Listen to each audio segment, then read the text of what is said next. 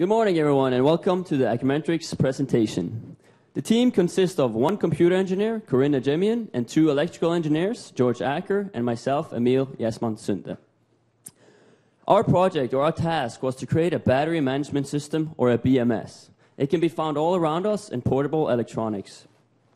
The main purpose of such system is to protect the chemical structure of the battery from overcharge and over-discharge, as well as monitor the battery state and calculate and report this data to the user.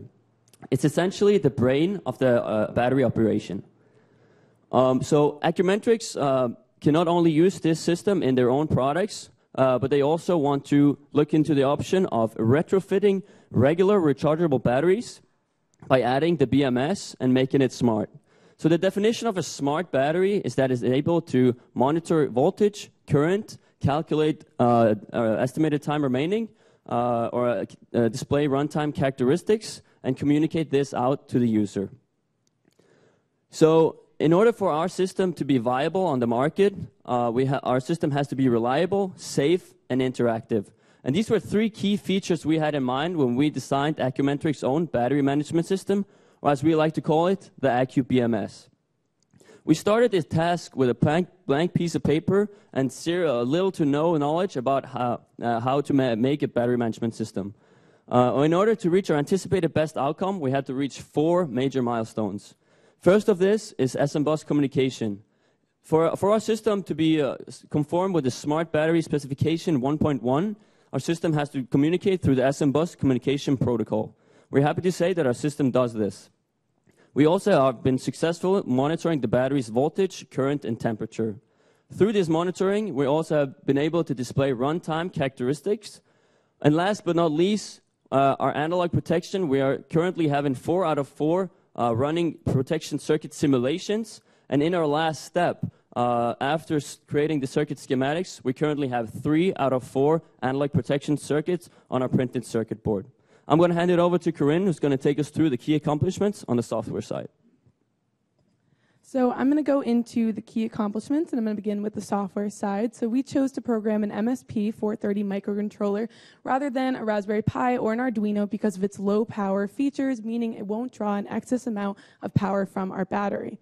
And we programmed it in C using the Code Composer Studio Embedded Processor IDE. And this turned out to be a very difficult process. We actually dedicated over a month and a half of just training on how to program with this microcontroller.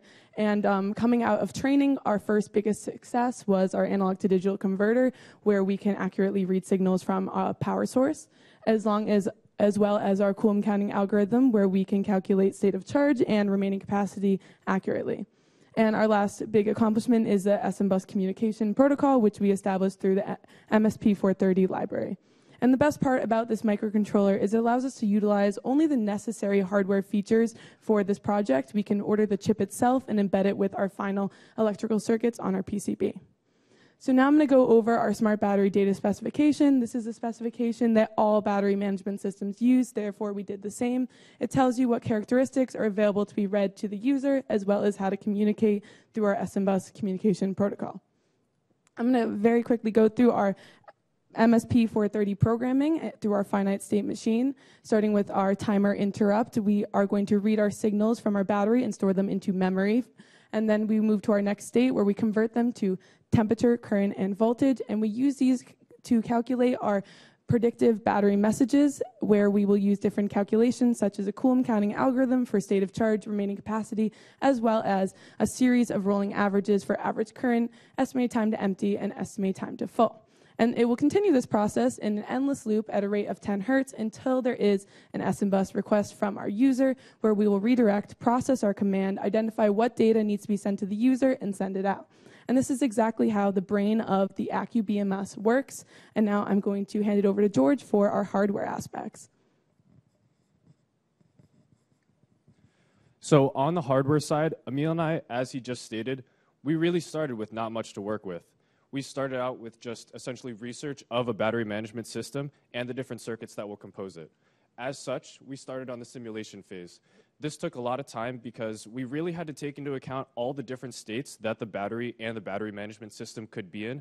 such as overvoltage, undervoltage, overcurrent, hibernation, wake on charger modes. And these are all things that we had to research and design within the simulations before we could actually design them into circuit schematics. So as I said, from the simulations, we had to move into schematic design, and this is simply a precursor into the printed circuit board assembly. This is the printed circuit board after all components have been added onto it with the MSP430 microcontroller down in the bottom right-hand corner. After PCB assembly, as Emil stated, we are now in the testing and debugging stage, trying to get all of the circuits to work as need be, and he said we have 3 out of 4, and we just ran into trouble with 1, and are currently working to test and debug this. So after the accomplishments, we thought about, the project future and essentially what else could be done with it.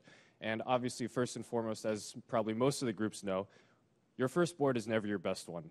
There always has to be a board redesign. There always have to be new components added, minimize the space and the footprint that it takes up and things like that, and we're no different with that. In addition, we would like to add advanced features to it, such as things like cell balancing. This greater preserves the life of the cells in spite of just the normal protection circuits that we have in place. In addition, more robust programming can be used, such as things like Kalman filtering or essentially a neural network for estimating state of charge, more advanced but also a little bit more accurate versions than just Coulomb counting as well.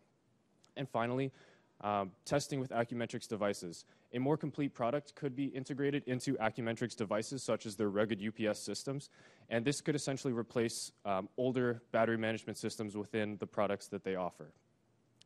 So finally, I just want to leave you with a little note that, from your $100 iPod Touch all the way up to something like a $70,000 Tesla, all of these have batteries. All of these have battery management systems. And because of these battery management systems, you can rest assured that they won't explode in your pocket, leave you stranded on the road. So thank you, and we'd like to thank all the people that have helped us along the way for our project. Thank you.